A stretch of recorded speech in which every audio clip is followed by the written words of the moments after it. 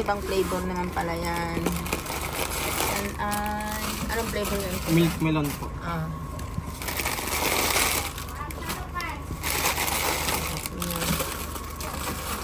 Milk melon.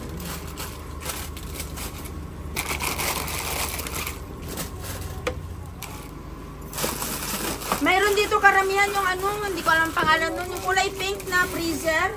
Cream line yun. Ah, ayan. May nagsabi sa amin dito na bumili, masarap daw ito. Mabuti daw ito na yung nakuha namin eh. Mura pati yung Oo, sabi mabuti itong nakuha ninyo sa aming ganon. Masarap yan, ice cream yan. Ayun, meron ng sweet corn. Kanina kahahanap lang nila, ano nila, ganap sila ng sweet corn.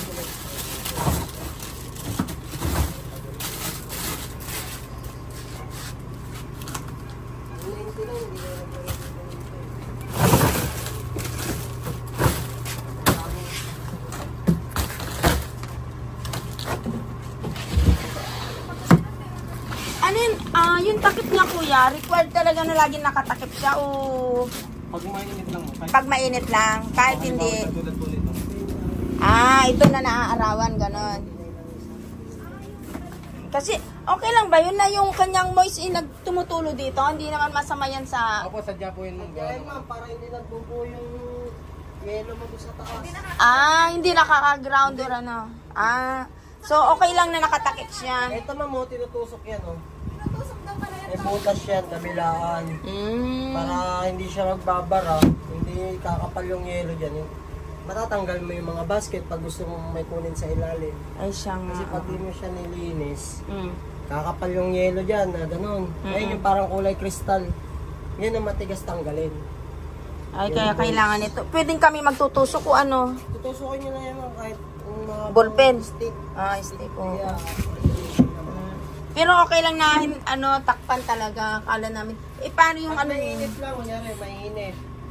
Tatak yung araw. Mainit at saka yung pag nag-brown out na pag... Kasi pag tinatakpan nyo, hindi makikita yung display mo. Oo, ginagawa namin, pinapupunta namin dito yung customer, pasok kayo dito kayo, pumili. Saka namin Pwede binubuksan. lang, lagyan mo yung pasig din yun, Ah. para hindi siya nainita.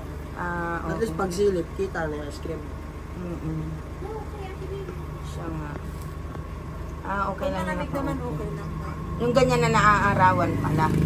Okay na ma'am. Sige, salamat! So, okay na, binabayaran mo na lahat. So, free. So, ayan guys, bili tayo ulit ng ice cream sa halagang kulang-kulang na 5,000. Nung nakaraan, naka 5,000 kami mahigit. Ngayon naman kulang-kulang na 5,000. So, ayun. Mabenta kasi ang ice cream sa amin ngayon, lalo ngayon at mainit. Hindi ka nag-order nun, be? Ito yung order ko, te, para maubos yun. Para maubos yun. Cookies. Oo. Pares lang ang price niya, te. Ay, ganon. Di magano tayo ulit ng price ulit. Titingin tayo ng price. Dalawa pa nga po yung...